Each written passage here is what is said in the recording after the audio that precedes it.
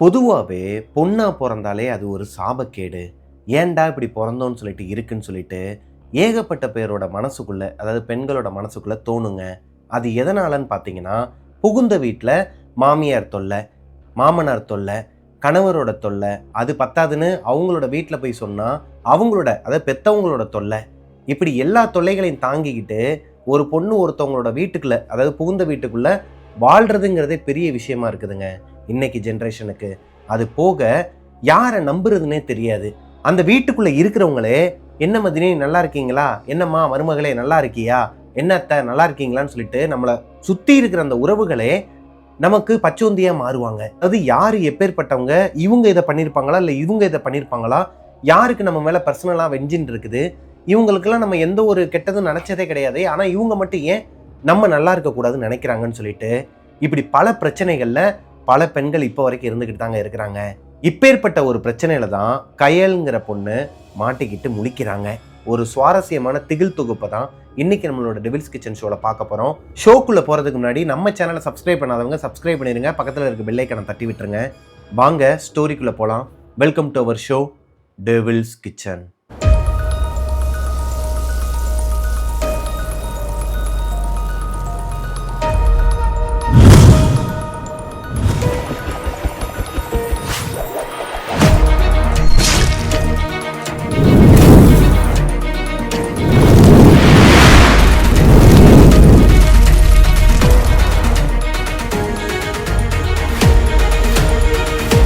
Hello ghosties, நான் உங்களோட பிரபாகரன். இன்னைக்கு நம்ம பார்க்க போகிற ஸ்டோரியை எனக்கு இன்ஸ்டாகிராமில் அனுப்பின பொண்ணோட பேர் கயல்ங்க. கயல் சென்னையில் இருக்கிற மௌலிவாக்கம்ங்கிற ஏரியாவை சேர்ந்தவங்க.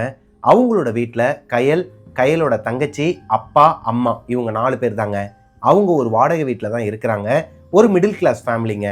சின்ன வயசுலேருந்தே அவங்க அப்பா அம்மா 2 பேருமே ரொம்பவே கஷ்டப்பட்டு இந்த 2 பொண்ணுங்களையுமே வளர்த்துக்கிட்டு இருக்கிறாங்க. அதுக்கு ரீசன் என்னன்னு பார்த்தீங்கன்னா, கயலோட அப்பா அம்மா இவங்க 2 பேருமே வேற கேஸ்ட்டுங்கிற காரணத்தினால அவங்களோட பேரண்ட்ஸ் ஏற்றுக்கலையாங்க. ஸோ இவங்க 2 பேருமே ஊரை விட்டு ஓடி வந்து தான் கல்யாணம் பண்ணியிருக்கிறாங்க. இவங்களோட நேட்டிவும் பார்த்தீங்கன்னா மதுரைக்கு பக்கத்தில் இருக்கிற ஒரு கிராமங்க. அங்கேருந்து சென்னைக்கு ஓடி வந்துடுறாங்க. சென்னைக்கு வந்ததுக்கப்புறமா அடையாளமே தெரியாத மாதிரி தாங்க வாழ்ந்துருக்கிறாங்க. ஒரு கட்டத்துக்கு மேலே அவங்களுக்கு உண்டான அந்த வாழ்க்கையை அவங்க சென்னையில் வாழ ஆரம்பிச்சிட்டாங்க. அவங்களுக்குன்னு சொல்லிட்டு ஒரு நெய்பர்ஸையும், அவங்களுக்குன்னு சொல்லிட்டு சில ஃப்ரெண்ட்ஸும் கிடைக்கிறாங்க. வாழ்க்கை நல்லா போயிட்டு இருக்கும் போதே அவங்களுக்கு இன்னொரு ஸ்வீட்டான ஒரு செய்தின்னு பார்த்தீங்கன்னா, மாசமாக இருக்கிறாங்க. கயலோட அம்மா மாசமாக இருக்கிறாங்க. அந்த கரு அவங்க ஆசைப்பட்ட மாதிரி 5 மாதத்துக்கு மேலே நிற்கலைங்க. யார் கண்ணு பட்டுச்சோ இல்லை யார் விட்ட சாபமோ இந்த பொண்ணுக்கு இப்படி ஆயிடுச்சேங்கிற மாதிரியான ஒரு ஆக்சிடெண்ட்டில் அவங்களுக்கு அந்த கரு கலைஞ்சிருதுங்க. கயலோட அம்மா கங்கா 2வது தடவை மாசமாக இருக்கிறாங்க. இந்த தடவை அவங்கள வீட்டை விட்டு வெளியே போகாத மாதிரி கயலோட அப்பா சேது பார்த்துக்கிறாருங்க. என்னதான் சேது கங்காவை வீட்டிலே வச்சு பார்த்துக்கிட்டு இருந்தாலும், ஒரு நாள் கங்கா, சேது இவங்க 2 பேருமே அவங்களோட வீட்டில் நல்லா படுத்து தூங்கிட்டு இருக்கும்போது, அன்னைக்கு ஒரு நாள் நைட்டு அவங்க வீட்டில், அதாவது அவங்க வீட்டோட அமைப்பு எப்படி இருக்குன்னா, ஒரே ஒரு ஹால் தான் இருக்கும், பெட்ரூம் கூட கிடையாது, வெளியே தான் போகணும். ரெஸ்ட் ரூம் வந்துச்சுன்னா வெளியே தான் போகணும். அதாவது வீட்டு வாசலுக்கு ரைட் சைட்லேயே வந்து ரெஸ்ட் ரூம் இருக்குமாங்க. உள்ள கிச்சன் இருக்கும். கிச்சன்னா மாடலர் கிச்சன்லாம் கிடையாது, இந்த மண் அடுப்பு வச்சு தான் அவங்க சமைக்கிற மாதிரியான ஒரு அமைப்பு இருக்குமாங்க. அப்படி இருக்கும் பட்சத்தில் நைட்டு நல்லா படுத்து தூங்கிட்டு இருக்கும்போது திடீர்னு அவங்க வீட்டுக்குள்ளே ஏதோ ஒரு பொருள் கீழே விழுந்து உடையிற மாதிரி ஒரு சத்தம் கேட்குதுங்க. இவங்க வீட்டில் இந்த சில்வர் டம்ளர்லாம் கிடையாதுங்க, மண்பானை இருக்கும். மண்பானைக்கு மேலே ஒரு மண் டம்ளர் இருக்கும். அந்த டம்ளரை கீழே போட்டு உடைச்சா இப்படி ஒரு சத்தம் கேட்கும் இல்லையா? இந்த சத்தம் கேட்டு கங்கா கண்முழிக்கிறாங்க. கண்முழிச்சு எந்திரிச்சு பார்க்கும்போது தான் அவங்களுக்கு ஒரு விஷயம் தெரியுது. உடம்பெல்லாம் சொதன்னு ஒரு மாதிரி வேர்த்து கொட்டி இருக்குதுங்க. இப்போ கங்கா 5வது மாதம். கரெக்டாக 5வது மாதம் வரும்போது தான் அவங்களுக்கு ஏற்கனவே அபார்ட் ஆயிருக்குது ஒரு குழந்தை. இப்போவும் கங்கா 5 மாதம் தாங்க. எந்திரிச்சு பார்க்கும்போது உடம்பெல்லாம் ஒரு மாதிரி சொதன்னு வேர்த்து கொட்டுது. என்னன்னு பார்த்தா கரண்ட் இல்லை வீட்டில். ஆனால் வீட்டுக்கு வெளியே இந்த லேம்ப் போஸ்ட் இருக்கும் இல்லையா, அப்போல்லாம் வந்து குண்டு பல்புலாம் போட்டு வச்சுருப்பாங்க. அந்த மாதிரி மஞ்சள் கலர் பல்பு போட்ட வெளியே ஸ்ட்ரீட் லைட் ஒன்று எரிஞ்சிக்கிட்டு தான் இருக்குது. இப்போ இவங்களுக்கு டவுட் ஆகுதுங்க, ஒருவேளை நம்ம வீட்டில் மட்டும்தான் கரண்ட் போயிடுச்சா, நம்ம வேற கரண்ட் பில்லு கட்டலையே, ஃபியூஸை பிடிங்கிட்டு போயிட்டாங்களான்னு சொல்லிட்டு அவங்களோட ஹஸ்பண்டை எழுப்புறாங்க. அவர் எந்திரிக்கவே இல்லை, அசந்து தூங்கிக்கிட்டு இருக்கிறாரு. இப்போது மெழுகுவர்த்தியை எடுக்கிறதுக்காக அந்த இடத்துல இருந்து எந்திரிக்கிறாங்க. எந்திரிச்சவங்களுக்கு ஒரு ஷாக்குங்க. மெழுகுவர்த்தி எடுக்க போகும்போது இவங்களோட கிச்சனை தாண்டி தான் போகணும். அதாவது அவங்க வீட்டோட அமைப்பு எப்படி இருக்குன்னா, இதுதான் ஹால்னு வச்சுக்கோங்களேன். இப்போ நான் உட்காந்துருக்கிற இடத்துல இருந்து எந்திரிச்சு அவங்க நேராக வரணும்னு வச்சுக்கோங்களேன், லெஃப்ட் சைடில் அவங்களோட கிச்சன் இருக்கும். நேராக போனால் அந்த கதவுக்கு கிட்டக்கே ஒரு ஸ்லாப் இருக்கும், அங்கே தான் மெழுகுவர்த்தி தீப்பெட்டி எல்லாமே வச்சுருப்பாங்க. இப்போ கங்கா எந்திரிச்சு மெழுகுவர்த்தி எடுக்கிறதுக்கு போகும்போது அவங்களோட கிச்சனில் ஒரு விண்டோ இருக்கும். அந்த விண்டோ ஓப்பனில் தான் இருக்கும். வெளியே இருந்து அந்த லைட்டு வெளிச்சம் அடிச்சுக்கிட்டு இருக்குதுங்க. அப்படி இருக்கும் பட்சத்தில் அந்த லைட்டு வெளிச்சத்தில் இவங்க கிச்சனுக்குள்ளே யாரோ ஒரு பொண்ணு தலைமுடியை விரித்து போட்டு நிற்கிற மாதிரியான ஒரு உருவத்தை இவங்க சைடு கண்ணில் பார்த்துடுறாங்க. அதை தாண்டி தான் இவங்க போய் எடுக்க போகணும் இல்லையா அந்த மெழுகுவர்த்தியை. பார்த்தும் பார்க்காத மாதிரி நேராக போயிட்டு மெழுகுவர்த்தி எடுத்து முதல்ல பொறுத்துறாங்க. ஏன்னா வீட்டுக்கு வெளிச்சம் தேவை. இருட்டுக்குள்ளே இந்த மாதிரியான ஒரு பேய் பிசாசு வந்துச்சுன்னா அவங்களால சமாளிக்க முடியாதுங்கிறது இவங்களுக்கும் தெரியும். இவங்களோட அம்மா சின்ன வயசுலேருந்தே நிறைய விஷயங்கள்லாம் சொல்லி தான் வளர்த்துருக்குறாங்க கங்காவை. அப்படி இருக்கும் பட்சத்தில் 2 மெழுகுவர்த்தியை ஏற்றுறாங்க. ஏற்றிட்டு மறுபடியும் அந்த பாதையை கடந்து தான் வராங்க. அகைன் அவங்களோட கண்ணில் ரைட் சைடில் தெரியுது.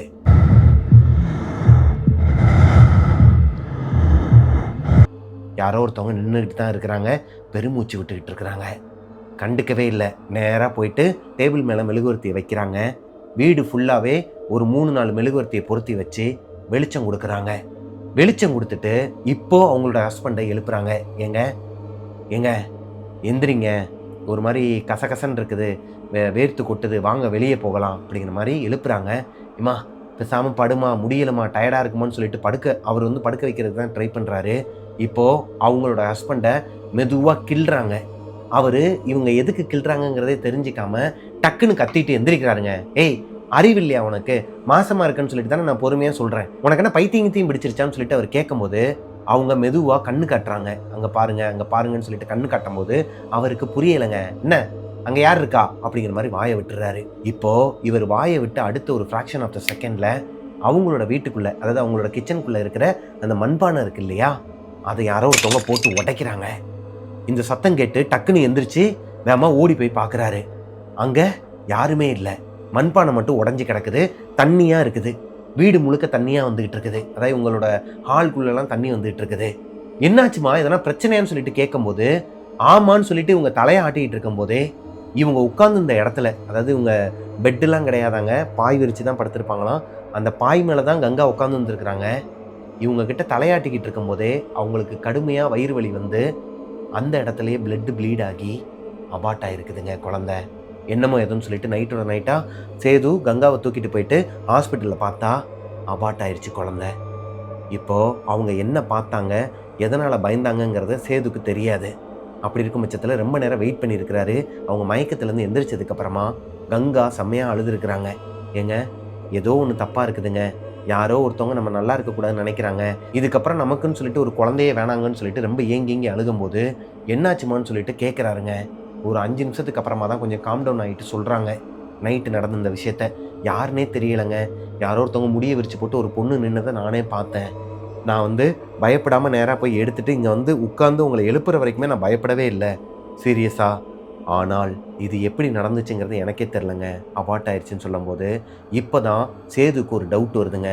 இவரோட அப்பா அம்மா, அதாவது சேதுவோட அப்பா அம்மா இருக்கிறாங்க இல்லையா, அவங்களோட குடும்பமே எப்போ பார்த்தாலும் இந்த செய்வனை வைக்கிறது, ஏவல் வைக்கிறதுன்னு சொல்லிட்டு அந்த மாதிரியான குடும்பமாங்க.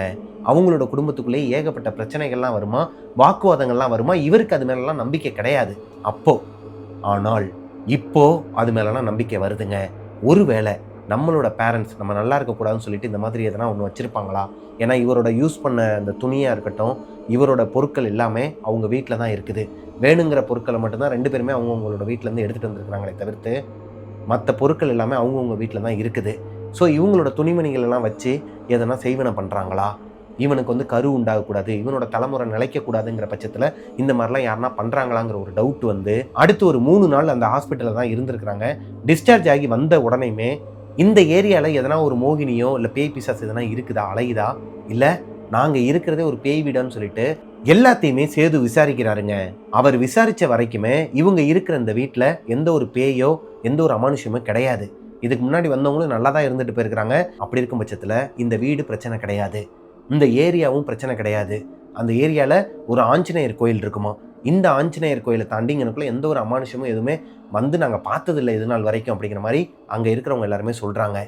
அப்படி இருக்கும் பட்சத்தில் இது கண்டிப்பாக இவங்களோட அப்பா அம்மாவோட வேலையாக தான் இருக்குன்னு சொல்லிட்டு ஃபிக்ஸ் பண்ணுறாருங்க. இப்போ சேது அதை அவரோட ஃப்ரெண்டுக்கிட்ட ஷேர் பண்ணுறாரு. என்னோட அப்பா அம்மாலாம் இந்த மாதிரிலாம் பண்ணுவாங்க, அவங்களோட கூட பிறந்தவங்களாம் இந்த மாதிரி செய்வன சூனியம் வைக்கிறதுல எக்ஸ்பர்ட் அப்படிங்கிற மாதிரிலாம் சொல்லும்போது, எனக்கு தெரிஞ்ச ஒரு பாய் இருக்கிறாரு, அவர்கிட்ட போனோன்னா அக்கு வேற ஆணு வேற எல்லாத்தையும் சொல்லிடுவாருன்னு சொல்லிட்டு கூட்டு போகிறாரு. அவர் எங்கே இருக்கிறாருன்னா, செவ்வாய்ப்பேட்டைங்கிற ஒரு இடமாங்க சென்னையில். செவ்வாய்ப்பேட்டையில் இருக்கிற ஒரு கோவிலுக்கு வெளியவே இருக்கிற ஒரு பாயாம். அந்த பாய்கிட்ட போயிட்டு இவங்க உட்காந்து கேட்டிருக்கிறாங்க. இந்த மாதிரி வாழ்க்கையில் நடந்த விஷயங்கள் எல்லாத்தையுமே ஓப்பனாகவே சொல்கிறாங்க. ஓடி வந்துட்டோம், இந்த மாதிரி எல்லாம் நடந்துச்சு. இப்போ என்னடான்னா 5 மாதம், கரெக்டாக 5 மாதத்தை வந்து தாண்ட மாட்டேங்குது கரு.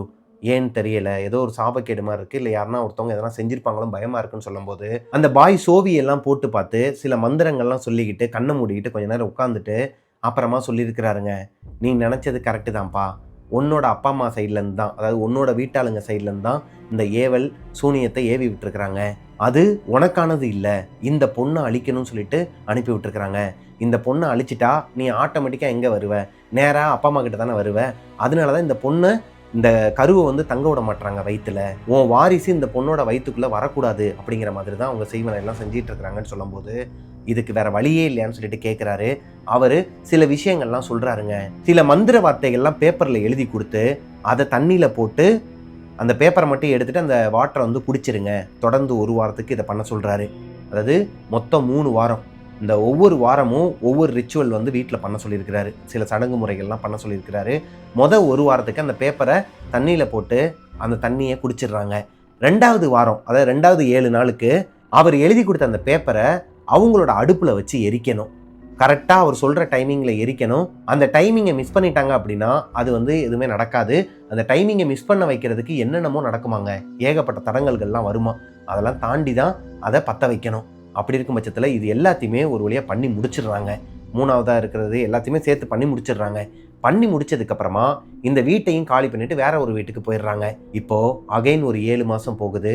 மறுபடியும் கங்கா மாசமாகிறாங்க. 5வது மாதம் வரைக்குமே இவங்களுக்கு எந்த ஒரு சந்தோஷமுமே இல்லை. குழந்தை வயிற்றில் உண்டாயிருக்குதுங்கிற அந்த ஒரு சந்தோஷம் ஹஸ்பண்டுக்கும் இல்லை, ஒய்ஃபுக்கும் இல்லை. ஆனால் அந்த குழந்தை 7வது மாதத்தை தாண்டுது. வளகாப்பு வைக்கலாமா வேணாமாங்கிற அளவுக்கு இவங்களுக்குள்ள ஒரு டவுட் இருக்குது. ஒரு பக்கம் சந்தோஷப்படணும் போலயே இருக்குது, இன்னொரு பக்கம் சந்தோஷப்பட்டு எதனா ஒன்று ஆயிடுச்சுன்னா மறுபடியும் அதை நம்மளால் ஏற்றுக்க முடியாதுங்கிற ஒரு வலியும் இருக்குது. எப்படிங்க இருக்கும் உங்களுக்கு? இப்பேற்பட்ட வலி யாருக்குமே வரக்கூடாதுங்க. இந்த வலி சேதுக்கும் கங்காவுக்கும் இருந்திருக்குது அவங்க வீட்டாட்களால். இப்போது இது எல்லாத்தையுமே தாங்கிக்கிட்டு 9வது மாதத்தையும் தாண்டுறாங்க. டெலிவரி பெயின் வந்து ஹாஸ்பிட்டலில் போய் அட்மிட் ஆகி அந்த குழந்தை பிறக்கிற சத்தத்தை கேட்குற வரைக்குமே சேதுக்கும் கங்காவுக்கும் நம்பிக்கையே கிடையாதுங்க. 0% நம்பிக்கை. ஆனால் அந்த பாய் கொடுத்த அந்த விஷயங்களும், இவங்க கடவுள் மேலே வச்சிருந்த அந்த நம்பிக்கையும், இவங்க அந்த ஏரியாவில் இருந்த அந்த ஆஞ்சநேயர் மேலே வச்ச நம்பிக்கையும் தான் இவங்களோட குழந்தைய காப்பாற்றி இவங்க கையில் கொடுத்துருக்குதுங்க. எஸ், கயல் பிறந்துட்டாங்க. கயல் பிறக்கிறதுக்கு பின்னாடி இப்பேற்பட்ட ஒரு பெரிய ஹிஸ்ட்ரி இருக்குதுங்க. 2 குழந்தைங்க 5 மாதத்துலேயே அபார்ட் ஆகி அவங்க அப்பா அம்மா 2 பேருமே ரொம்ப ரொம்ப இன்னல்களெல்லாம் சந்தித்து மனசு உடைஞ்சு போய் வெக்ஸ் ஆகி ஒரு வழியாக கடைசியாக அவங்களுக்கு கிடைச்சது ஒரு லட்சுமி, அதாவது கயல், ஒரு பெண் குழந்தை அவங்களுக்கு கிடைச்சிருக்குதுங்க. கயல் பிறந்ததுக்கப்புறமா எந்த அளவுக்கு இவங்க கஷ்டப்பட்டாங்களோ அந்த அளவுக்கு இவங்களோட வாழ்க்கை அப்படியே கொஞ்சம் கொஞ்சமாக மேலே வருதுங்க.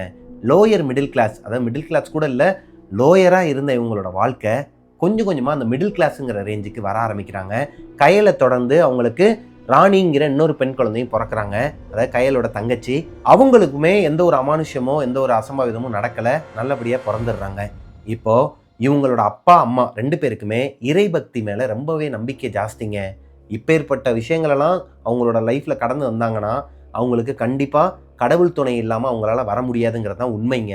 அதனாலேயே அவங்க எப்போவுமே செவ்வாய்ப்பேட்டையில் இருக்கிறான்னு சொன்னாங்க இல்லையா, அந்த பாய்கிட்டையும் இவங்க பழைய ஏரியா, அதாவது ஒரு வீட்டில் இருக்கும்போது வெளியே ஆஞ்சநேயர் கோயில் இருக்குன்னு சொன்னாங்க இல்லையா, அந்த ஆஞ்சநேயர் கோயிலுக்கும் எப்பயுமே இப்போ வரைக்குமே போயிட்டு வர்றது அவங்களுக்கு வழக்கமாங்க.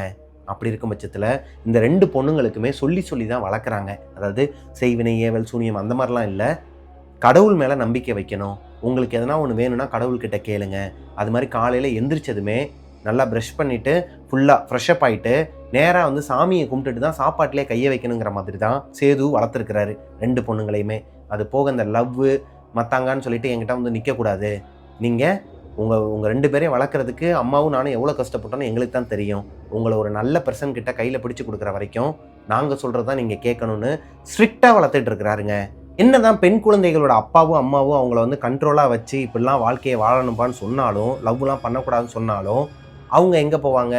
நேராக லவ் பண்ண தான் போவாங்க. அப்படித்தான் கயலோட வாழ்க்கையில் அவங்க ஒரு ஐடி கம்பெனியில் வேலை பார்த்துட்டு இருக்கிறாங்க. அங்கே ஒரு பர்சனை லவ் பண்ணுறாங்க. இப்போது கயலோட தங்கச்சி ராணி இருக்கிறாங்க இல்லையா, அவங்க காலேஜ் செகண்ட் இயர் படிச்சுட்டு இருக்கிறாங்க. அவங்களும் அவங்களோட காலேஜில் அவங்களோட கிளாஸ்மேட் பையனை லவ் பண்ணுறாங்க. இவங்க 2 பேரும் லவ் பண்ணுற விஷயம் வீட்டில் இருக்கிறவங்க யாருக்குமே தெரியாது. ஆனால் 2 பேருக்கு தெரியும். அக்காக்கும் தங்கச்சிக்கு மட்டும் தெரியுமாங்க. கயல் லவ் பண்ணுற பையனோட பேர் அருண். அருண் திருச்சிக்கு பக்கத்தில் இருக்கிற ஒரு ஊரை சேர்ந்தவருங்க, ஒரு கிராமத்தை சேர்ந்தவர். இப்போ அவங்களோட ஊரில் அந்த கிராமத்திலேயே அவங்களோட குடும்பம் தான் பெரிய குடும்பமாக, அதாவது அவங்களோட சித்தப்பா, அவங்களோட மாமா எல்லாருமே இந்த கந்து வெட்டி கொடுக்கறது, அது போக அந்த ஊர்லேயே வந்து இந்த பிரசிடெண்ட்டாக இருக்கிறது, அப்புறம் அந்த மாதிரியான பெரிய பெரிய பதவியிலலாம் அங்கே இருக்கிற கவர்மெண்ட் பதவிகளெல்லாம் அவங்களோட குடும்பத்தில் இருக்கிறவங்க தான் இருப்பாங்களாம். அந்த ஊர்லேயே அருணோட வீடு தான் பெரிய வீடாம். இவங்க வந்து கூட்டு குடும்பமாக இருக்கிற காரணத்தினால நம்ம பழைய படங்கள்லாம் பார்க்குற மாதிரி ஒரு பெரிய பங்களாவில் ஒரு கூட்டு குடும்பமாக இருப்பாங்க இல்லையா, அந்த மாதிரி ஒரு ஃபேமிலி தான் அருணோட ஃபேமிலி. இது கயலுக்கு தெரியாது. கயலோட வீட்டாளுங்களை பற்றி அருணுக்கு தெரியாது. இப்போ வரைக்கும் எதுவுமே கேட்டுக்கல. அதே மாதிரி தான் கயலும் அருணோட வீட்டாட்களை பற்றி கேட்டதே கிடையாது. அவர் ஒரு கிராமத்து பையன், ஊரில் அவங்களோட சொந்தக்காரங்க எல்லாருமே இருக்கிறாங்க. அவங்களோட குடும்பம் ஒரு கூட்டு குடும்பம்னு தெரியுமே தவிர்த்து அங்கே யார் யார் இருக்கிறாங்க, எப்பேற்பட்டவங்க எதுவுமே தெரியாதாங்க. அவங்க வேலை பார்க்குற ஐடி கம்பெனியில் ஒரு கேஃபிடீரியா இருக்குமாங்க. எப்பவுமே இவங்களுக்குன்னு சொல்லிட்டு ஒரு டேபிள் வச்சுருப்பாங்களாம். அந்த டேபிளில் கயல் ரொம்ப நேரமாக வெயிட் பண்ணிகிட்டே இருக்கிறாங்க. அந்த டைமிங்கில் அருண் வரலை. என்னாச்சோன்னு சொல்லிட்டு அவங்களோட டெஸ்க்குக்கு போய் பார்க்கும்போது அருண் அங்கேயும் இல்லை.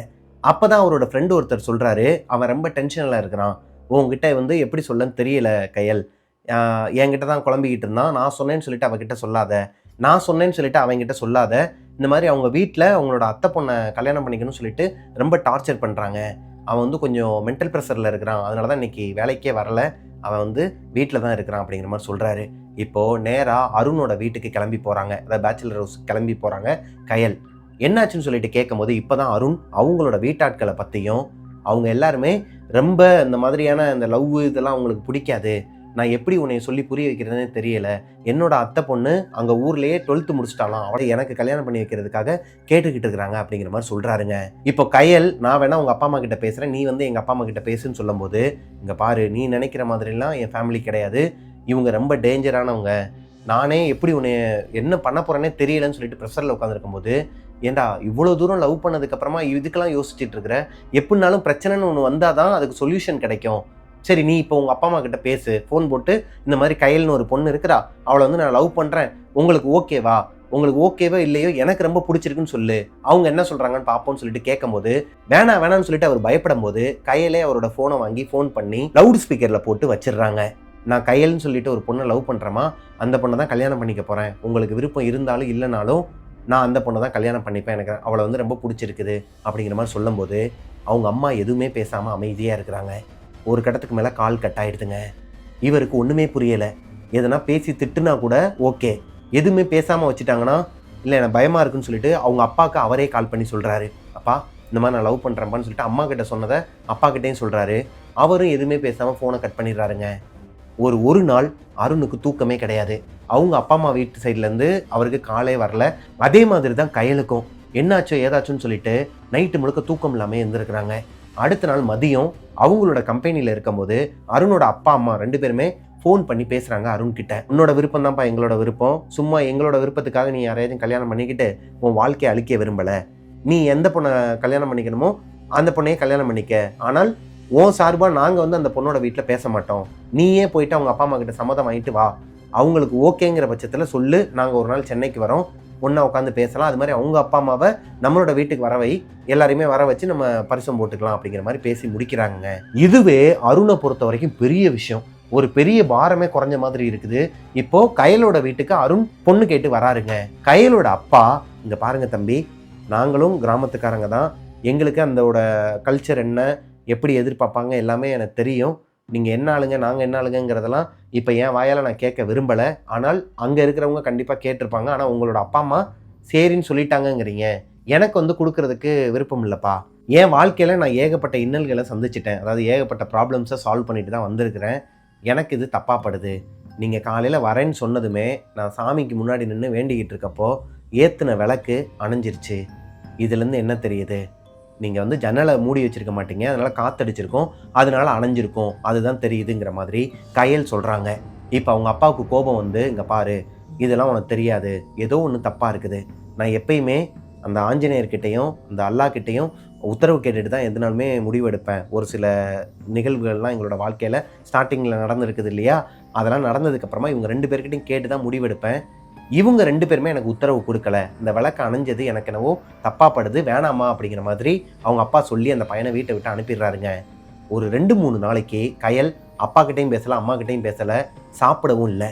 வெளியே போய் சாப்பிட்ருவாங்களாம், அது வேற விஷயம். வீட்டில் சாப்பிடாத மாதிரியே ரொம்ப ஒரு மாதிரி பேசாமே இருந்த காரணத்தினால கயலோட அம்மா கங்கா சேது கிட்ட போய் பேசுகிறாங்க. ஏங்க, அவன் சந்தோஷம் தாங்க நம்ம சந்தோஷம், ஒரு மாதிரி வீடே கலையிழந்து போய் கிடக்குது, நீங்கள் ஓகே சொல்லுங்கள். அதான் பையனோட அப்பா அம்மாவும் சம்மதிச்சிட்டாங்களே, சென்னைக்கு வந்து நம்மக்கிட்ட பேசுகிறேன்னு சொல்கிறாங்க, நம்மளே அவங்களோட ஊருக்கு வர சொல்கிறாங்களே, நல்ல சம்மந்தமாக தாங்க தெரியுது, நல்ல பையனாக தான் தெரியுது, அப்படி இப்படின்னு பேசி ஒரு வழியாக அவரை சம்மதிக்க வச்சிடுறாங்க. இப்போ 2 பேரோட வீட்டாட்களுமே சம்மதம் தெரிவித்து பரிசமும் போட்டுடுறாங்க. அதாவது அவங்க சென்னைக்கு வந்து இவங்களோட வீட்டுக்கு வராங்க, இவங்க அவங்களோட ஊருக்கு போகிறது, இப்படியே ஒரு மாதிரி நல்லா சந்தோஷமாக தாங்க போயிட்டு இருந்திருக்குது. கல்யாணமும் நல்லபடியாக முடிஞ்சிருச்சுங்க. கல்யாணம் மாப்பிள்ளையோட ஊரில் தான் நடக்குது, அவங்களோட முறைப்படி தான் எல்லாத்தையுமே பண்ணுறாங்க. இப்போ எல்லா வேலையுமே முடிச்சதுக்கப்புறமா அங்கே பொண்ணை விட்டுட்டு, அதாவது கயலை விட்டுட்டு, கயலோட அப்பா சேது, கங்கா, அவங்களோட பொண்ணு ராணி, இவங்க எல்லாருமே அவங்களோட வீட்டுக்கு வந்து பார்க்கும்போது அவங்க இருக்கிறது, அதாவது இப்போ வாடகைக்கு இருந்தாங்க இல்லையா கரண்ட்டில், அந்த வீடு தீப்பிடிச்சு வீடே ஒரு மாதிரி கருகி போய் வெளியே இருக்கிறவங்களாம் தண்ணியை ஊற்றி அணைச்சி அந்த ஏரியாவே ஒரு மாதிரி பரபரப்பாக இருக்குதுங்க. இதில் என்ன ஒரு விஷயம்னு கேட்டிங்கன்னா, இவங்க இருக்கிறது ஒரு தனி வீடு தான், இவங்க வீடு மட்டும்தான் தீப்பிடிச்சு எரிஞ்சிருக்குது. இவங்க வீட்டை ஒட்டி இருக்கிற வீடுங்களெல்லாம் தீ பரவ கூட இல்லை. இது ஏதோ ஒரு தடங்களாக இவருக்கு படுதுங்க. முதல்ல விளக்கணைஞ்சிச்சு, இப்போ தான் பொண்ணை கல்யாணம் பண்ணி வீட்டில் விட்டுட்டு வந்திருக்கிறோம், அதுக்குள்ளே வீடே எரிஞ்சு போய் கிடக்குது. அங்கே சம்மந்தப்பட்டவங்க கிட்ட சொல்லவும் முடியாது, பொண்ணுக்கிட்ட சொன்னால் பொண்ணு பதறிடுவாங்க, சம்மந்தப்பட்ட சம்மந்திங்க கிட்ட சொன்னால் இந்த பொண்ணு வீட்டுக்கு வந்த நேரம் அவங்களோட வீடே எரிஞ்சு போச்சுன்னு சொல்லிட்டு பொண்ணு மேலே தான் பழி விழுகுங்கிற பட்சத்தில் எதுவுமே பேசாமல் அமைதியாக விட்டுறாங்க. இப்போ இந்த வீடை ரெடி பண்ணுற வரைக்குமே அவரோட ஃப்ரெண்டு வீட்டில் தான் சேது அவங்க ஃபேமிலியோட தங்கியிருக்கிறாருங்க. இப்போ சேது மனசு கேட்காம நேரம் அந்த பாய் கிட்ட போகிறாருங்க. ஐயா, இந்த மாதிரி எல்லாம் நடந்துச்சுன்னு சொல்லிட்டு எல்லாத்தையுமே சொல்லும்போது அவர் என்ன சொல்கிறாருன்னா, உங்கள் பொண்ணோட உயிருக்கு ஆபத்து தான், நீங்கள் கணிச்சது கரெக்டான விஷயந்தான், உங்கள் பொண்ணை உடனே இங்கே கூட்டு வந்துருங்க, உங்கள் பொண்ணு அந்த பையனும் தனி கொடுத்தன இருக்கிறது தான் நல்லது, அந்த குடும்பத்தில் இருக்கிறவங்க யாருமே நல்லவங்க கிடையாது அப்படிங்கிற மாதிரி சொல்லும்போது பெத்த அப்பாவுக்கு எப்படிங்க இருக்கும். அப்படியே சேதுக்கும் கங்காவுக்கும் அவங்களோட லைஃப்பை அப்படியே திருப்பி போட்ட மாதிரி இருக்குதுங்க. அவங்க கடந்து வந்த பாதையும் சேம் டிட்டோ இதே மாதிரி தான். வீட்டில் இருக்கிறவங்களுக்கு பிடிக்கல, ஓடி வந்துட்டாங்க. இப்போது அங்கே இருக்கிறவங்க பிடிக்கலைங்கிறத வெளியே சொல்லாமல் இந்த பொண்ணை வர வச்சு ஏதோ ஒன்று பண்ண போகிறாங்கங்கிறது சேதுக்கு தெரிஞ்சிருதுங்க. இப்போ கங்கா கயலுக்கு ஃபோன் பண்ணி இங்கே நடந்தது எல்லாத்தையுமே சொல்லாமல் வேற மாதிரி அவங்கள ப்ளே பண்ணுறாங்க. அதாவது ராணி கிட்டையுமே சொல்லிடுறாங்க, சேதுவும் கங்காவும் இங்கே நடந்த விஷயங்கள் எதையுமே அக்கா கிட்ட ஷேர் பண்ணக்கூடாது, அவள் பேனிக் ஆயிடுவான்னு சொன்னதுக்கப்புறமா அந்த பொண்ணுமே ஒரு சென்ஸ் இருக்கிறதுனால சொல்லலைங்க. இப்போது கங்கா அவங்களோட பொண்ணு கயலுக்கு கால் பண்ணி, இங்கே பாருமா, நீ வந்து ரொம்ப நாள் வந்து அங்கேயே இருக்கணும்னு நினைக்காத, ரொம்ப ஒரு மாதிரி கிராமமாக இருக்குது, நீ எப்படியாச்சும் சென்னைக்கு வந்துரு, எப்படினாலும் நீயும் உன் புருஷனும் வந்து ஐடியில் தான் வேலை பார்க்குறீங்க, சென்னையில் தான் இருந்தாகணும், தனி கொடுத்தன தானே வரீங்க அப்படிங்கிற மாதிரி கேட்கும்போது அவங்க தெரியாதனமாக லவுட் ஸ்பீக்கரில் போட்டுருந்துருக்குறாங்க. யார்? கயல். இதை ஃபுல்லாகவே அருண் கேட்டுடுறாரு. கேட்டும் கேட்காத மாதிரி அவர் பாட்டுக்கு அயன் பாக்ஸை வச்சு அயன் பண்ணிக்கிட்டே எதுவுமே சொல்லாமல் விட்டுறாருங்க. இவங்களும் பதில் திருப்பி சொல்லாமல், தெரிலமா, நான் அருண் கிட்ட தான் கேட்கணும், என்னன்னு கேட்டுட்டு சொல்கிறேன்னு சொல்லிட்டு கட் பண்ணிடுறாங்க. இப்போ அருணுக்கும் கயலுக்கும் சண்டை வர ஆரம்பிக்குது. ஏன் உன் அம்மா வந்து அப்படி பேசுகிறாங்க, ஏன் எங்கள் வீட்டாளுங்கள்லாம் பார்த்தா அவங்களுக்கு பேய் மாதிரி தெரியுதா, இங்கே வந்திருக்கப்ப அவங்கள நல்லா தானே கவனிச்சாங்க, அவங்களுக்கு நல்லா தானே சாப்பாடு போட்டாங்க அப்படின்னு சொல்லி வாயை விட்டதும் இப்போ கயல் சண்டை போட ஆரம்பிக்கிறாங்க. ஏன் எங்கள் வீட்டுக்கு வந்தப்போ உங்களுக்கு கூட தான் நாங்கள் சாப்பாடு போட்டோம், அதுக்கு என்ன பண்ண சொல்கிறேன்னு சொல்லிட்டு இவங்களுக்குள்ள தேவையில்லாத ஒரு சண்டை வருது. அந்த சண்டை பெருசாகுதுங்க. இந்த சண்டையில் அரைஞ்சிடுறாரு அருண் கயலை. இப்போது கயலுக்கு ஒரு மாதிரி வித்தியாசமாக இருக்குதுங்க. லவ் மேரேஜ் பண்ணவங்க எல்லாருக்குமே தன்னோட லவ்வர் வந்து கணவர் ஆனதுக்கப்புறமா அவங்க மேலே விழுகிற அறை ஒரு மாதிரி டிஃப்ரெண்ட்டாக தாங்க இருக்கும். எக்ஸ்ட்ரீமாக அவங்களுக்குள்ள ஒரு ரியாக்ஷன் வருங்க. அப்படி தான் அவங்க ஃபீல் பண்ணிக்கிட்டு அவங்களோட அந்த துணிமணி எல்லாத்தையுமே எடுத்து வச்சுக்கிட்டு நான் என்னோட அப்பா அம்மா வீட்டுக்கே போகிறேன்னு சொல்லிட்டு கிளம்புறாங்க. கயல் புகுந்த வீட்டுக்குள்ளே போய் 2வது நாளே இப்படி ஒரு சம்பவம் நடக்குதுங்க. இப்போ அவங்களோட மாமியார் தான் வந்து சமாதானப்படுத்துகிறாங்க. அப்படியே உல்ட்டாவாக நடக்குது பாருங்க. அவங்க மாமியார் தான் வந்து கயலை, அம்மா என்னாச்சுமா, ஏமா இப்படி கோவப்பட்டுட்டு போகிற, இல்லை உங்கள் பையன் தான் ரொம்ப பேசுகிறாரு, அம்மா அவளை பற்றி தெரியாதுமா, அவங்க அப்பா அம்மா ஓவராக பேசுகிறாங்கம்மா, ஃபோன் போட்டு அப்படி பேசுகிறாங்கம்மா, இப்படி பேசுகிறாங்கம்மான்னு சொல்லும்போது அவங்க அம்மா அருணை திட்டுறாங்க. டேய், அவள் நம்மளை நம்பி இந்த வீட்டுக்கு வந்த பிள்ளை, அவளை நம்ம தான் பார்த்துக்கணும், ஒழுங்கு மரியாதையாக இதுக்கப்புறம் நடந்துக்கோ, இல்லைன்னா நடக்கிறதே வேற அப்படிங்கிற மாதிரி திட்டி அந்த பொண்ணை உள்ளே போக சொல்கிறாங்க. இப்போ கையலுக்கே ஒரு மாதிரி கில்ட்டி ஆகுதுங்க. ஒருவேளை அருண் சொன்னது தான் கரெக்டோ, இவங்க அம்மா நமக்கு தான் சப்போர்ட் பண்ணுறாங்க. எல்லார் வீட்லேயும் வந்து மாமியார்லாம் ரொம்ப ஒரு மாதிரி பிடாரி மாதிரி இருப்பாங்க, ரொம்ப ஓவராக பண்ணுவாங்க. இவங்க என்னடானா நமக்கு தான் சப்போர்ட் பண்ணுறாங்க. இப்பேற்பட்டவங்களை மிஸ் பண்ணிவிட்டு நம்ம எதுக்கு சென்னைக்கு போகணும், இங்கேயே பேசாமல் இருந்துட்டு ஒர்க் ஃப்ரம் ஹோம் மாதிரி வாங்கி இங்கேயே இருந்துடலாமே அப்படிங்கிற மாதிரி ஒரு தாட்டம் அவங்களுக்குள்ள வருதுங்க. இப்போது கங்கா கால் பண்ணும்போது கையில் அட்டன் பண்ண மாட்டாங்க. அம்மா வந்து ஏதோ குட்டையை கலப்புறாங்கன்னு தெரிஞ்சிருச்சு, இதுக்கப்புறம் நம்ம வந்து அட்டன் பண்ணக்கூடாதுங்கிற ஒரு மனப்பக்குவத்துக்கு வராங்க. அதுக்கப்புறம் அவங்களோட ஃபோனை எடுக்கலை. ஆனால் கங்காவுக்கு என்ன தோணுதுன்னா, இவங்களுக்கு ஏதோ ஒரு ஆபத்து இருக்குமோ, இவங்களுக்கு எதனா ஒன்று ஆயிருக்குமோங்கிற பட்சத்தில் அருணுக்கு ஃபோன் பண்ணுறாங்க. அதாவது அவங்க சேதுவை வச்சு அருணுக்கு ஃபோன் பண்ணுறாங்க. அருணும் எடுக்க மாட்டாரு. இப்போது அருணோட அப்பா அம்மாவுக்கு ஃபோன் போட்டு பேசும்போது தான் இங்கே வந்து இவங்களுக்குள்ள சின்ன சின்ன சண்டைகள்லாம் வந்துச்சு. சின்ன சின்னசுங்க அப்படி தான் இருப்பாங்க சம்பந்தி, நாங்கள் பார்த்துக்குறோம், உங்களோட வேலையை பாருங்கள் அப்படிங்கிற மாதிரி அவங்களோட அப்பாவும் அம்மாவும் பேசியிருக்கிறாங்க. இப்போது இவங்களுக்கு ஒரு கில்ட்டி வருதுங்க. நம்ம தான் தேவையில்லாமல் அந்த ஒரு மூட நம்பிக்கைக்குள்ளே போகிறோமா, அப்போ நமக்கு அந்த மாதிரி நடந்துச்சுங்கிற காரணத்தினால இப்போ நம்மளோட பொண்ணை வந்து, அதாவது நம்மளோட பொண்ணோட வாழ்க்கையை நம்மளே கெடுத்துடக்கூடாதுங்கிற பட்சத்தில் கண்டுக்கவே இல்லைங்க. ஒரு வாரம் போகுது. அவங்களோட பொண்ணுக்கு இவங்க கால் பண்ணுறது கிடையாது, அம்மாவுக்கு அங்கேருந்து பொண்ணும் கால் பண்ணுறது கிடையாது. இந்த ஒரு வார கேப்பில் அவங்க வீட்டில் அருணோட அம்மா, அவங்களுக்கு கூட பிறந்தவங்க, உங்கள் வீட்டில் வந்து நிறைய சொந்தக்காரங்களாம் இருக்கிறாங்க இல்லையா, அவங்க எல்லாருமே இந்த பொண்ணை தாங்குவார் கொடி தடுக்குவார் கொடிங்கிற மாதிரி பார்க்குறாங்க. அதாவது ரொம்பவே நல்லா பார்த்துக்கிறாங்க. அருணுக்கும் கயலுக்கும் இருந்த அந்த சண்டையுமே சரியாகி அவங்க கொஞ்சம் அந்யூன்யமாக தாங்க இருந்திருக்கிறாங்க. இப்போது கயல், அருண் இவங்க 2 பேருமே அவங்களோட ஆஃபீஸில் 10 days லீவ் எடுத்துகிட்டு தான் வந்திருக்கிறாங்க. இந்த 10 days கம்ப்ளீட் ஆக போகுதுங்க. 9வது நாள் நைட்டு எல்லாருமே ஒன்றா தான் உட்காந்து சாப்பிடுவாங்களாம். அவங்களோட வீட்டில் உட்காந்து சாப்பிட்டுட்டு இருக்கும்போது சொல்கிறாரு, நாளைக்கு நைட்டு வந்து நாங்கள் கிளம்பிடுவோம், அங்கே சென்னைக்கு போயிடுவோம், அங்கே சென்னையில் வந்துட்டு ஒரு அப்பார்ட்மெண்ட்டில் வீடு பார்த்துருக்குறேம்மா. இப்போது கயலுக்கும் அருணுக்கும் சாப்பாடு பரிமாறும் போது, அதை அவங்களோட வீட்டில் உட்காந்து பரிமாறும் போது கயலுக்கு மட்டும் நிறைய நான்வெஜ்லாம் வைக்கிறாங்க.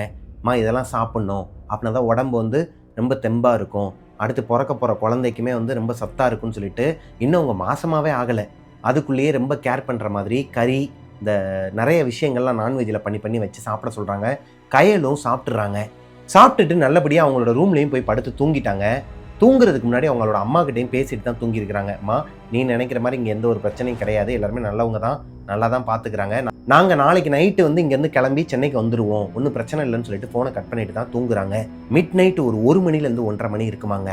கயலுக்கு வயிறு செம்மையாக வலிச்சிருக்குதுங்க. அதாவது நார்மலாக வர வயிறு வலியை விட யாரோ ஒருத்தவங்க நம்மளோட வயிற்றுல 2 கையும் வச்சு இப்படி பிணைஞ்சாங்கன்னா எப்படி இருக்குமோ அந்த அளவுக்கு ஒரு பெயினை அவங்களால உணர முடியுது. டக்குன்னு எந்திரிச்சு கத்தி கதறாங்க. அருணுக்கு என்ன பண்ணுறதுனே தெரியலை. என்னாச்சுன்னு சொல்லிட்டு கேட்கும் போது அவங்களோட வீட்டாளுங்க எல்லாருமே வந்துடுறாங்க. இப்போது அன்னைக்கு நைட்டு 1:30 மணிக்கே கயலை அவங்களோட காரில் தூக்கிட்டு பக்கத்தில் இருக்கிற ஒரு கிளினிக் கொண்டு போய் பார்க்கும்போது ரொம்ப உடம்பு முடியல, 2 நாளைக்கு உங்களை பெட்டில் வச்சுருக்கணும் அப்படிங்கிற மாதிரி சொல்லிடுறாங்க.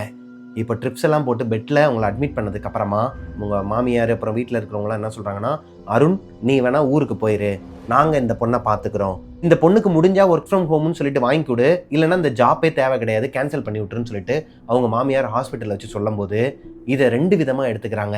யார்? கயல். அது எப்படி வந்து இவங்க வந்து நம்மளோட வேலையை விட்டுருன்னு சொல்லுவாங்க, டைரெக்டாக நம்மக்கிட்ட சொல்லாமல் இந்த மாதிரி ஒரு ப்ளே பண்ணுறாங்களா அப்படிங்கிற மாதிரி ஒரு தாட் வருது. இன்னொரு பக்கம் இவ்வளோ காசு வச்சிருக்கிறோம், நம்மளோட மருமக இவ்வளோ கஷ்டப்பட்டு வேலைக்கு போகணும்னு அவசியம் இல்லைன்னு சொல்லிட்டு நினைக்கிறாங்களோ அப்படிங்கிற மாதிரி ஒரு எண்ணமும் இருக்குதுங்க. 2த்துக்கு நடுவில் ஒரு குழப்பத்தில் இருக்கும்போது இப்போ அருண் அவங்க அம்மாவும் அப்பாவும் சொன்ன மாதிரி ஊருக்கு கிளம்பி போயிடுறாருங்க. இப்போ கயல் மட்டும்தான் அவங்களோட ஊரில் அவங்களோட அம்மா அவங்களோட ஃபேமிலியோட கண்காணிப்பில் இருக்கிறாங்க. இப்போதாங்க கயலுக்கு புகுந்த வீட்டோட அந்த ஹீட் என்னங்கிறதே தெரிய ஆரம்பிக்குது. என்னன்னா அவங்களோட மாமியாரோட கூட பிறந்த தங்கச்சியும் இந்த பொண்ணை பக்கத்துலேயே இருந்து பார்த்துப்பாங்களாம், அதாவது ஹாஸ்பிட்டலில் இருந்து பார்த்துப்பாங்களாம் அருண் இருக்கிற வரைக்கும். அருண் போனதுக்கப்புறமா 2 பேருமே கிளம்பி கோவிலுக்கு போயிட்டு வரோம்னு சொல்லிட்டு போயிட்டு ரிட்டன் ஈவினிங்காக வந்து இவங்களுக்கு திருநீர் பூசி விட்டுருக்குறாங்க. அவ்வளோ நேரம் நல்லா இருந்த உடம்பு திடீர்னு ஒரு மணி நேரத்தில், கரெக்டாக அந்த திருநீரை பூசி ஒரு மணி நேரத்தில் குளிர்ஜுரம் வந்து தூக்கி போட ஆரம்பிச்சிருக்குதுங்க. ரொம்பவே சிவியர் கண்டிஷனுக்கு போயிருக்கிறாங்க. டாக்டர்ஸாலேயே ப்ரெடிக்ட் பண்ண முடியலங்க எதனால் அந்த பொண்ணுக்கு அடுத்தடுத்து எதனா ஒன்று வந்துக்கிட்டே இருக்குங்கிறத. கயலை பொறுத்த வரைக்கும் அவங்க அம்மா கங்காவை அவங்களுக்கு பார்க்கணும் போலேயே இருக்குது. அவங்க இந்த நேரத்தில் இவங்க கூட இருந்தால் நல்லா இருக்குன்னு தோணுது. அதை அவங்க மாமியார்கிட்ட சொல்கிறாங்க. அதுக்கு அவங்க மாமியார் என்ன சொல்கிறாங்கன்னா, அம்மா 2 நாள் தானம்மா, ஹாஸ்பிட்டல் இருந்துட்டு வீட்டுக்கு போனதுக்கப்புறமா கூட அவங்கள கூப்பிட்டுக்கலாம், நீ எதையாவது ஒன்று சொல்லி அவங்களோட வேலையை விட்டுட்டு அங்கேருந்து வர்றதுக்கு நாங்கள் தான் இங்கே இருக்கிறோம்லம்மா, நம்ம ஊருமா, உன்னை பார்த்துக்கிறதுக்கு இவ்வளோ பேர் இருக்கிறோம்ல அப்படிங்கிற மாதிரி ஆறுதலாக பேசுகிறாங்க. இப்போது அன்னைக்கு நைட்டு அவங்களோட சொந்தக்காரங்க ஒருத்தவங்களுக்கு ஃபங்க்ஷன் வீடு இருக்குங்கிற காரணத்தினால அப்படி சொல்லிவிட்டு அவங்களோட மாமியார் அவங்களோட வீட்டில் இருக்கிறவங்க எல்லாருமே கையில் மட்டும் தனியாக அந்த ஹாஸ்பிட்டலில் இருக்கிற பெட்டில் அவங்களோட ரூமில் விட்டுட்டு யாருமே அன்றைக்கி நைட்டு அட்டெண்டராக அவங்க கூட தங்கலை, எல்லாருமே கிளம்பி போயிடுறாங்க. அன்றைக்கி நைட்டு கையில் மட்டும்தான் அவங்களோட வார்டில் தங்கியிருக்கிறாங்க. அதாவது அவங்களுக்குன்னு சொல்லிட்டு செப்பரேட்டாக ஒரு ரூம் கொடுத்துருக்குறாங்க. அந்த வார்டில் தான் அவங்களோட பேஷண்ட் பெட்டில் படுத்து தூங்கிட்டு இருக்கிறாங்க. மிட் நைட் ஒரு 2-2:30 மணி இருக்குமாங்க. கையில் படுத்திருக்கிற அந்த இரும்பு பெட்டை, அதாவது அந்த பேஷண்ட் பெட்டை யாரோ ஒருத்தவங்க இந்த பக்கமும் பிடிச்சி ஆட்டிக்கிட்டே இருந்தாங்கன்னா இப்படி ஆடுவாங்க இல்லையா, அந்த மாதிரி ஒரு ஷேக் இருந்திருக்குதுங்க. டக்குன்னு கண்ணை முடிச்சு பார்த்தா கருப்பு கலரில் ஒரு புகை மாதிரியான ஒரு உருவமாங்க. இந்த இரும்பு கட்டில் 2 பக்கமும் கையை வச்சுக்கிட்டு அதுதான் இப்படியே ஆட்டிக்கிட்டே இருந்திருக்குதுங்க. இந்த உருவத்தை பார்த்ததுமே கையலுக்கு ஒரு மாதிரி தூக்கி போடுது. ஏன்னா இந்த மாதிரி அமானுஷ்யமான உருவங்களையோ இந்த மாதிரி அமானுஷ்யமான நிகழ்வுகளையோ அவங்க பார்த்தது கிடையாது. அவங்க பேரண்ட்ஸ் தான் பார்த்துருக்குறாங்களே தவிர்த்து இவங்களுக்கு அந்த மாதிரியான எந்த எக்ஸ்பீரியன்ஸுமே கிடையாது. ஃபர்ஸ்ட் டைமாக லைஃப்பில் இப்படி ஒரு சம்பவம் அவங்களுக்கு நடக்குதுங்க. ரைட் சைடில் திரும்பி பார்த்தா மெயின் டோர் க்ளோஸில் இருக்குது. அந்த ரூமோட டோர் க்ளோஸில் இருக்குது. விண்டோ ஓப்பனில் தான் இருந்திருக்குது. இப்போன்னு பார்த்து விண்டோவும் க்ளோஸில் இருக்குது. இந்த உருவம் ஒரு மாதிரி உருமுறை சத்தத்தோட மெதுவாக இவங்க மேலே ஏறி வருதுங்க. இந்த பொண்ணால் கை கால் எதையுமே அசைக்க முடியல, தலையவும் அசைக்க முடியல. அந்த உருவம் மெதுவாக கையில் கிட்டக்க வரும்போது கண்ணுல சவந்து போய் கையிலோட மனசுக்குள்ள என்ன தோணுதுன்னா, அவ்வளவுதான் நம்ம இறந்துட்டோம்னு நினைக்கும் போது அனுமன் சாலிசா ஓடுங்க. அதாவது அவங்களோட போனோட ரிங்டோனே அனுமன் சாலிசா தான். மிட் நைட் 2-2:30 மணிக்கு அவங்க அம்மா கால் பண்ணியிருக்கிறாங்க. இவங்க பதறி அடிச்சு திரும்பி, ஏன்னா இது வந்து கனவு கிடையாது, ரியலாவே அவங்களுக்கு நடந்துட்டு இருக்குது. இப்போ பதறி அடிச்சு எந்திரிக்கிறாங்க. அந்த கருப்பு உருவம் அங்கே வந்து போயிருச்சு. ஜன்னலும் ஓப்பன் ஆயிடுச்சு. மெயின் டோர் மட்டும் க்ளோஸில் தான் இருக்குது, ஏன்னா சாத்தி தான் வச்சிருக்காங்க. இப்போ கையல் கங்காவோட ஃபோனை அட்டன் பண்ணி அவங்க அம்மா கிட்ட அழுதுகிட்டே நடந்த விஷயத்தெல்லாம் ஷேர் பண்ணுறாங்க. இங்கே நடந்த எல்லா விஷயங்களையும் ஷேர் பண்ணதுக்கு அப்புறமா கங்காக்கு ஆல்ரெடி மனசு படப்படன்னு அடிச்சு ஏதோ ஒன்று தப்பாக நடக்க போகுதுன்னு சொல்லிட்டு தான் அன்டைமில் அவங்களுக்கு கெட்ட கனவும் வந்திருக்குது. அதாவது கையலுக்கு ஏதோ ஒரு கெட்டது நடக்கிற மாதிரி அவங்களுக்கு கனவு வந்து எந்திரிச்சு, அதனால தான் அவங்க மிட் நைட் 2 மணிக்கு இவங்களுக்கு காலே பண்ணியிருக்கிறாங்க. இப்போது அவங்க மட்டும் கால் பண்ணல அப்படின்னா அன்னைக்கு நைட்டு இவங்களுக்கு ஹாஸ்பிட்டலில் என்ன வேணாலும் நடந்திருக்கலாமாங்க. கையலோட அம்மாவுக்கு மனசு கேட்காம தன்னோட பொண்ணை இப்படி தனியாக விட்டுட்டு போயிட்டாங்களே, ஒருவேளை அவங்களோட வேலையாக தான் இருக்குமோங்கிறது அவங்களோட மனசில் ஓடிக்கிட்டு தான் இருக்குது. இப்போ சேது கங்கா ராணியை சேது அவங்களோட ஃப்ரெண்டு வீட்டில் விட்டுட்டு வந்துடுறாருங்க. அவங்க வீட்லேயும் ஒரு பொண்ணு இருக்குது. அந்த பொண்ணும் இவங்களும் ஒன்றா தான் படிக்கிறாங்க, ராணியும். இப்போ சேதுவும் கங்காவும் கிளம்பி கையில பார்க்கறதுக்காக திருச்சிக்கு வராங்க. அருணோட அப்பா அம்மா அவங்களோட வீட்டாளுங்க எல்லாருக்குமே ஒரு ஷாக்குங்க. நீங்க ஏங்க இங்க வந்தீங்க, உங்களை யார் கூப்பிட்டதுன்னு சொல்லிட்டு கேட்கும்போது, இல்லைங்க நேற்று நைட்டு என்னோட பொண்ணுக்கு கால் பண்ணேன், யதார்த்தமா 2-2:30 மணிக்கு கால் பண்ணேன், அவள் ஹாஸ்பிட்டலில் இருக்கிறாங்கிற விஷயமே எனக்கு அதுக்கப்புறமா தான் தெரிய வந்துச்சு. நீங்களும் ஒரு வார்த்தை சொல்லலை, அவளையும் என்கிட்ட சொல்லலை. இல்லைம்மா அவளே உங்ககிட்ட சொல்லலைங்கிறீங்க, நாங்கள் சொன்னால் எங்களை எதனா நினச்சி பாடம்னு சொல்லிட்டு தான் நாங்கள் சொல்லலைன்னு சொல்லிட்டு இருக்கிறாங்க அவங்க வீட்டாளுங்க, அதாவது அருணோட வீட்டாளுங்களாம். இப்போ இவங்களோட அப்பா அம்மா 2 பேருக்குமே டவுட் அதிகமாகுதுங்க. இவங்க எல்லாருமே சேர்ந்து தான் பொண்ணுக்கு ஏதோ ஒன்று பண்ணுறாங்களோங்கிற ஒரு டவுட்டில், சரிங்க நாங்கள் பார்த்துக்குறோம், இது நாள் வரைக்கும் நீங்கள் பார்த்துக்கிட்டதுக்கு ரொம்ப நன்றி, நாங்கள் எங்களோட வீட்டுக்கு கூட்டு போயிடுறோம், மாப்பிள்ளையும் சென்னையில் தானே இருக்கிறாரு, நாங்கள் எங்கள் வீட்டில் வச்சு பார்த்துக்குறோம், மாப்பிள்ளையும் எங்கள் வீட்டுக்கு வரட்டும், ஒன்றும் பிரச்சனை கிடையாது, இவங்க 2 பேருமே தனி கொடுத்து நாங்கள் பார்த்தாங்கன்னா கூட ஓகே தான் எங்களுக்கு, இப்போதைக்கு எங்கள் பொண்ணு நாங்கள் கூட கூட்டு போகிறோம்னு சொல்லிட்டு அன்னைக்கு நைட்டே துணிமணி எல்லாம் பேக் பண்ணி அங்கேருந்து கையில் வீட்டுக்கு கூட்டு வந்துடுறாங்க. இதில் என்ன ஒரு பெரிய விஷயம்னு பார்த்தீங்கன்னா, கையலோட ரூமை வந்து உள்ள கிளீன் பண்ணிட்டு இருக்கும்போது அவங்களோட துணிமணிக்கு அடியில் கருப்பு கலரில் மை தடவுன ஒரு டப்பாங்க. இந்த மாதிரி ஒரு மை டப்பாவை உங்களோட வாழ்க்கையில் அவங்க பார்த்ததே கிடையாதான். கையல் ஏதோ சூனிய வைக்கிற மை, இது எதுக்கு உன்னோட கபோர்டில் வந்துச்சு, உன்னோட மாமியார்கிட்ட போய் நான் கேட்க போகிறேன்னு சொல்லிட்டு அவங்க சொல்லும் போது கையல் தான் தடுத்துருக்குறாங்க. மா என்ன ஏதுன்னு தெரியாமல் நீ பாட்டுக்கு அவங்ககிட்ட போய் வாய விடாத, இதை எடுத்துகிட்டு வா, நம்ம போயிட்டு ஊரில் யார்ட்டையும் கேட்டுட்டு அதுக்கப்புறமா முடிவு எடுத்துக்கலாம், இது இங்கே தான் இருக்கணும், இதை கையிலலாம் தொடவே கூடாது, முதல்ல கையை கழுவிட்டு கல்லுப்பு எடுத்து தேய்ச்சிட்டு மறுபடியும் கையை கழுவிடு அப்படிங்கிற மாதிரிலாம் அவங்க அம்மா சொல்லியிருக்கிறாங்க. இப்போது அந்த மை எல்லாத்தையுமே இங்கேயே வச்சுட்டு இவங்க ஊருக்கு போன அடுத்த நாளே அந்த பாய் கிட்ட போயிட்டு சேது கூட்டு போறாருங்க. கையில உட்கார வச்சு இவங்க உடம்பு ஃபுல்லா மந்திரிச்சு விட்டு இவங்கள உடனே தொக்கு எடுக்கிற இடத்துக்கு கூட்டு போங்க, இவங்களோட உடம்புக்குள்ள நிறைய மருந்து வச்சிருக்கிறாங்க, அதனாலேயே இந்த பொண்ணுக்கு நைட்டு தூக்கம் வராது, இந்த பொண்ணோட கண்ணுக்கு நிறைய அமானுஷ்யங்கள்லாம் தெரியும், அவங்க பார்க்குறது எல்லாமே உண்மைதான், இந்த பொண்ணை அழிக்கிறதுக்காக இவங்க மேலே ஏவி விட்ட ஏவலை தான் இந்த பொண்ணு நைட்டு பார்த்துருக்குறாங்க. அன்னைக்கு நைட்டு நீங்கள் மட்டும் கால் பண்ணாமல் இருந்திருந்தீங்கன்னா, நீங்கள் சொல்கிறதெல்லாம் வச்சு பார்க்கும்போது நீங்கள் கால் பண்ணாமல் இருந்திருந்தீங்கன்னா, அந்த அனுமன் சாலிசா மட்டும் அன்றைக்கி ஓடலைன்னா இந்த பொண்ணு அன்னைக்கே இறந்துருக்க வேண்டியவங்க. அவங்க எல்லாத்தையுமே பக்காவாக பிளான் பண்ணி தான் அந்த பொண்ணை மட்டும் தனியாக விட்டுட்டு போயிருக்கிறாங்கன்னு சொல்லிட்டு அந்த பாய் சொல்லியிருக்கிறாருங்க. இது எல்லாத்தையுமே கையலால் நம்பாமல் இருக்க முடியலை. ஏன்னா அவர் சொல்கிறது எல்லாமே உண்மை. அந்த வீட்டுக்கு போகிற வரைக்குமே கையலோட உடல்நிலை வேற. ஆனால் அந்த வீட்டில் சாப்பிட ஆரம்பித்ததுக்கு அப்புறமா, அவங்க சொல்கிறதெல்லாம் கேட்க ஆரம்பித்ததுக்கு அப்புறமா தான் அவங்களோட உடல்நிலையே மாறி இருக்குது. நைட் நேரம் தூக்கமே வராது. அது போக அவங்களோட மாமியாரோட தங்கச்சி இவங்களுக்கு வந்து திருநீர் பூசினதுக்கு அப்புறமா தான் இந்த பொண்ணுக்கு ஃபிக்ஸே வந்திருக்குது. அதாவது உடம்பு ஒரு மாதிரி குளிர்காய்ச்சல் வந்து ஃபிக்ஸ் அந்த மாதிரி வந்துச்சுன்னு சொன்னாங்க இல்லையா, இது எல்லாமே நடந்திருக்குது. 1 இல்லை 2 இல்லை, ஏகப்பட்ட விஷயங்கள் இந்த பொண்ணை கொல்லணும்னு சொல்லிட்டு அவங்க வீட்டில் சதிவேலை நடந்திருக்குதுங்க. கடவுளோட அருளால, அவங்களோட அப்பா அம்மாவோட ஒரு அருளால இந்த பொண்ணு உயிர் தப்பிச்சதே பெரிய விஷயமாங்க. இப்போ அந்த பாய் சொன்ன மாதிரியே கையில கூட்டு போயிட்டு ஒரு இடத்துல தொக்கெடுக்கிறாங்க. அவங்களோட உடம்புக்குள்ள இருந்து அவ்வளோ கழிவாங்க, அதாவது கருப்பு கருப்பா நிறைய உருண்டையா வந்து விழுந்திருக்குது. இதெல்லாம் உண்மையா பொய்யான்னு கூட தெரிலங்க. நான் அவங்க சொன்னதை நான் அப்படியே உங்ககிட்ட சொல்றேன். எனக்கு இந்த தொக்கெடுக்கிறதுலாம் நம்பிக்கை இல்லைங்க. ஓப்பனா சொல்லணும்னா, மேபி இதை பார்த்துட்டு இருக்க நீங்க எங்கேயும் தொக்கெடுத்துருக்கீங்க, அந்த மாதிரிலாம் இருக்குது உண்மையாங்கிறத கீழே கமெண்ட்டில் சொல்லுங்கள். ஸோ அந்த மாதிரி எடுத்ததுக்கு அப்புறமா கையில் அடுத்து ஒரு 2 நாளைக்கு படுத்த படுக்கையாகவே இருந்திருக்கிறாங்க.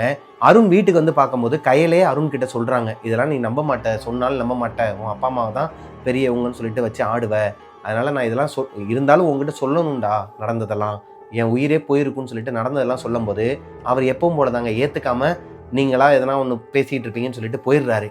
ஆனால் அடுத்த 1 வாரத்துக்கு அப்புறமா வந்து கையில் அவரே கூட்டு போகிறாருங்க. அவங்க வீட்டுக்குள்ள தனி கொடுத்தனும், உன் அப்பா அம்மாவும் வர வேணாம், என் அப்பா அம்மா வர வேணாம், நம்ம 2 பேரும் வந்து தனியாகவே இருந்துக்கலாம்னு சொல்லிட்டு கூட்டு போகிறாரு. கையிலுக்கு இதில் உடன்பாடு இல்லை. இங்கே பார், உன் அப்பா அம்மா வர வேண்டாம் அப்படிங்கிறதுக்கு சொல்கிறதுக்கு எனக்கு உரிமை இருக்குது, ஏன்னா அவ்வளோ பண்ணிட்டாங்க. என்னோட அப்பா அம்மா வந்து வர வேணாம்னு சொல்கிறதுக்கு உனக்கு உரிமை கிடையாது. அவங்க இப்போ வரைக்குமே எனக்கு நல்லது தான் பண்ணிகிட்டு இருக்கிறாங்க. இன்றைக்கி நான் உயிரோடு இருக்கிறதுக்கு காரணமே அவங்க தான். அப்படி இருக்கும் பட்சத்தில் என்னோட அம்மா அப்பா தங்கச்சி எல்லாருமே வீட்டுக்கு வரதான் செய்வாங்க, போக தான் செய்வாங்க. உனக்கு விருப்பம் இல்லைன்னா இப்போயே சொல்லி டைவர்ஸ் பண்ணிடலாம், ஏன்னா இன்னுமே நான் மாசமாகலை, நமக்கு நிறையாவே டைம் இருக்கு அருண், இப்போயே சொல்லிட்டு நான் டைவர்ஸ் பண்ணிடுறேன் அப்படிங்கிற மாதிரி இவங்க போல்டாக பேசுனதுக்கப்புறமா அருணால் எதுவுமே முடிவெடுக்க முடியலையாங்க. ஒரு வாரம் அப்படியே விட்டுட்டு போயிருக்கிறாரு. மறுபடியும் ஒரு 10 நாளுக்கு அப்புறம், அதாவது கிட்டத்தட்ட 1 மாதம் அவர் அவராகவே இல்லை. அதுக்கு காரணமும் அவங்க வீட்டு ஆட்கள் தான். அவருக்குமே மை மருந்துலாம் வச்சு விட்டு அவரோட உச்சி முடியை எடுத்து செய்வனெல்லாம் வச்சுருக்கிறாங்க. சொந்த மகனுக்கே தன்னோட பேச்சை கேட்கணும், இந்த பொண்ணை விட்டுட்டு வந்துடணும், இந்த பொண்ணு செத்துட்டானா ஆட்டோமேட்டிக்காக அந்த பையன் எங்கே வருவான், அவங்களோட அத்தை பொண்ணை கல்யாணம் பண்ணிக்கிறதுக்கு ஊருக்கு தானே வந்தாகணும். இந்த பையனோட வேலை போனாலும் பரவாயில்ல, என்ன போனாலும் பரவாயில்ல, இந்த பையன் திரும்ப நம்மக்கிட்ட வந்துடணும், ஏன்னா நம்மக்கிட்ட காசு இருக்குது, சொத்து இருக்குது இல்லையா. எவ்வளோ கீழ்த்தனமான ஒரு எண்ணம் பார்த்தீங்களா. இந்த கதையை கேட்கும்போது எனக்கு ரொம்ப ஒரு மாதிரி டென்ஷன் ஆயிடுச்சுங்க. ஒரு கட்டத்துக்கு மேலே அருண் அவங்களோட வீட்டாட்கள் சொல்கிற பேச்சை மட்டுமே கேட்டு நடந்த காரணத்தினாலையும் இவர் சரிப்பட்டு வரமாட்டார், இவர் வந்து எல்லாமே தப்பாக தான் யோசிக்கிறாரு, தப்பாக தான் பண்ணுறாருங்கிற காரணத்தினாலையும் கயல் அருணை டைவர்ஸ் பண்ணிட்டாங்களாங்க. கல்யாணம் ஆகி 2 மாதத்தில் 2 பேருக்கும் டைவர்ஸ் ஆகிருக்குது. இப்போது கயல் அதுக்கடுத்து அவங்களோட வாழ்க்கையில் கல்யாணமே வேணாம்னு சொல்லிட்டு தான் இருந்திருக்கிறாங்க. ஆனால் அருண் வேற ஒரு பொண்ணை இவங்களை டைவர்ஸ் பண்ணி அடுத்து ஒரு வருஷத்துலேயே வேற ஒரு பொண்ணை, அதாவது அவரோட அத்தை பொண்ணையே கல்யாணம் பண்ணிக்கிட்டாராம். அந்த விஷயம் உங்களுக்கு தெரிஞ்சதுக்கப்புறமா இவங்களோட தங்கச்சி ராணி ஒரு பையனை லவ் பண்ணிட்டு இருந்தாங்க இல்லையா, அந்த பையன் நல்ல பையன் தானாங்க, இவங்க ஏரியா தானா, ஒரு மிடில் கிளாஸ் ஃபேமிலி தானா, அவங்கக்கிட்ட காசு இல்லைனாலும் அன்பான ஒரு ஃபேமிலியாங்க. இப்போ தங்கச்சிக்கு கல்யாணம் பண்ணி வச்சுட்டு அடுத்து ஒரு 2 வருஷத்தில் கையலுக்குமே கல்யாணம் ஆகிடுதுங்க. Arrange marriage. அவங்க அப்பா சைடில் ஒரு ஃப்ரெண்டு இருக்கிறான்னு சொன்னேன் இல்லையா, ஃப்ரெண்டோட சைடில் இருக்கிற சொந்தக்காரங்கள்லேருந்து ஒருத்தவரை இவங்களுக்கு கல்யாணம் பண்ணி வச்சுருக்கிறாங்க. இவங்களோட வாழ்க்கை இப்போ நல்லா தான் போயிட்டுருக்குறாங்க. இப்பையும் கயல் சென்னையில் இருக்கிற ஒரு ஐடி பார்க்கில் தான் வேலை பார்த்துட்டு இருக்கிறாங்க.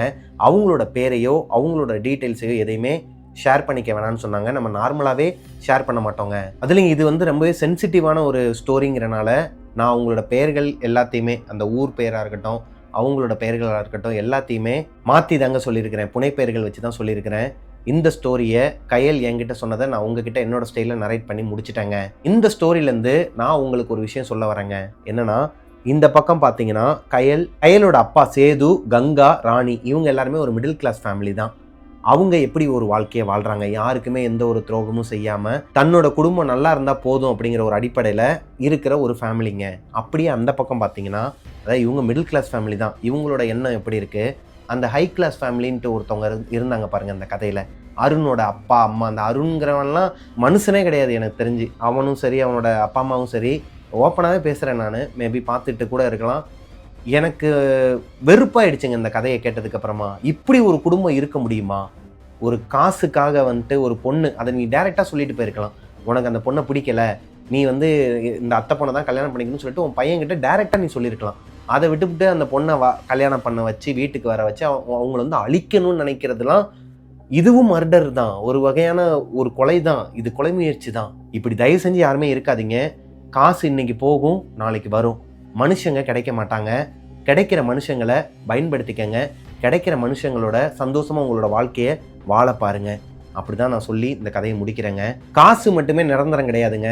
கோடீஸ்வரனா இருக்கிறவன் எல்லாருமே சிரிச்சுக்கிட்டே இருக்க மாட்டான். அதே மாதிரி காசே இல்லாமல் உட்காந்துருக்கிறவன் எல்லாருமே அழுதுகிட்டே இருக்க மாட்டான். அதுதான் ஒரு நியதி. அதை புரிஞ்சுக்கிட்டாலே வாழ்க்கை வந்து சிறப்பாக இருக்குங்க. எல்லாருக்குமே ஒரு காலம் வரும், நேரம் வரும். ஆனால் இப்பேற்பட்ட ஒரு குடும்பமும் ஜனங்களும் கூட வருமாங்கிறது டவுட்டு தாங்க. இருக்கிற வரைக்கும் சந்தோஷமாக இருந்துக்கிட்டு மற்றவங்களையும் சந்தோஷமாக வச்சுட்டு போவோம். இந்த கதை மூலமாக நான் இதை ஆழமாக சொல்லிக்கிறேன். தயவு செஞ்சு உங்கள் பையனுக்கோ உங்கள் பொண்ணுக்கோ பணத்தின் அடிப்படையில் ஒரு வரன் பார்க்காதீங்க. இதை நான் கையெடுத்து கும்பிட்டு கேட்டுக்கிறேன். இந்த ஸ்டோரி உங்களுக்கு பிடிச்சிருக்குன்னு நம்புறேன். பிடிச்சிருந்துச்சுன்னா லைக் பண்ணிடுங்க. உங்களோட வாழ்க்கையில இதே மாதிரி எதனா ஒரு அமானுஷம் நடந்திருக்குது, அதை என்கிட்ட ஷேர் பண்ணணும்னு நினச்சிங்கன்னா பிரபாகரன் அஃபிஷியல் மிஸ்டர் பிரபாகரன்ங்கிற இன்ஸ்டாகிராம் ஐடிக்கு எனக்கு இன்பாக்ஸ் பண்ணுங்கள். மிஸ்டர் பிரபாகரன் யூடியூப் சேனலை சப்ஸ்கிரைப் பண்ணிடுங்க. பக்கத்தில் இருக்க பெல் ஐக்கானை தட்டி விட்டுருங்க. ஸ்பாட்டிஃபைலையும் டெவில்ஸ் கிச்சனை ஃபாலோ பண்ணிக்கோங்க. ஃபாலோ பண்ணாதவங்களுக்கு கீழே டிஸ்கிரிப்ஷனில் லிங்க் கொடுத்துருக்கிறேன், போய் ஃபாலோ பண்ணிடுங்க. நெக்ஸ்ட் ஒரு சூப்பரான ஸ்டோரியில் உங்களை மீட் பண்ணுற வரைக்கும் டாட்டா, பாய் பாய்.